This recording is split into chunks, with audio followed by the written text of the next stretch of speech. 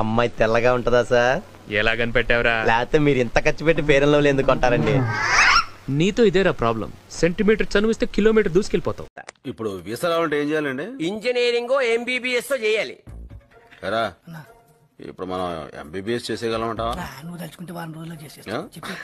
ఇప్పుడు మాస్టర్ నేను MBBS చేసేద్దాం అనుకుంటాను.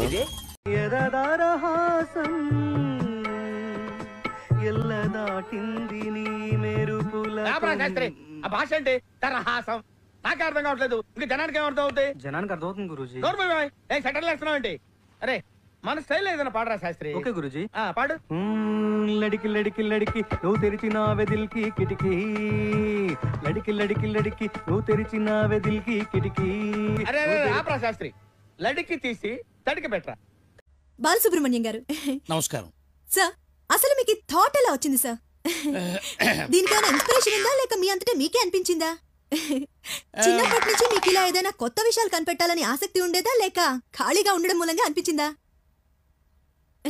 ఏంటి సార్ మౌనంగా ఉన్నారు? మీకు కొంచెం సిగ్గేకు అనుకుంటాను. ఈ మౌనం సిగ్గు వల్ల దగ్గు వల్ల వచ్చింది కదమ్మా. మీరు గ్యాప్ ఇస్తే మాట్లాడదాం, దాని నుంచి వెయిట్ చేస్తున్నాను. బాలసుబ్రహ్మణ్యం గారు నమస్కారం సార్. అసలు మీకు థాట్ ఎలా వచ్చింది సార్? దీనికైనా ఇన్స్పిరేషన్ ఉందా లేక మీ అంతటే మీకే అనిపించిందా? చిన్నప్పటి నుంచి మీకు ఇలా ఏదైనా కొత్త విషయాలు కనిపెట్టాలని ఆసక్తి ఉండేదా లేక ఖాళీగా ఉండడం మూలంగా అనిపించిందా? ఏంటి సార్ మౌనంగా ఉన్నారు? మీకు కొంచెం సిగ్గేకు అనుకుంటాను. ఈ మౌనం సిగ్గు వల్ల దగ్గు వల్ల వచ్చింది కదమ్మా. మీరు గ్యాప్ ఇస్తే మాట్లాడదాం, దాని నుంచి వెయిట్ చేస్తున్నాను. వీడి దౌర్భాగ్యం ఏంటంటే నీకు తెలియదురా అని నేను చెప్పాలనుకోవటం, తెలియకపోతే తెలియదని ఒప్పుకోకపోవడం.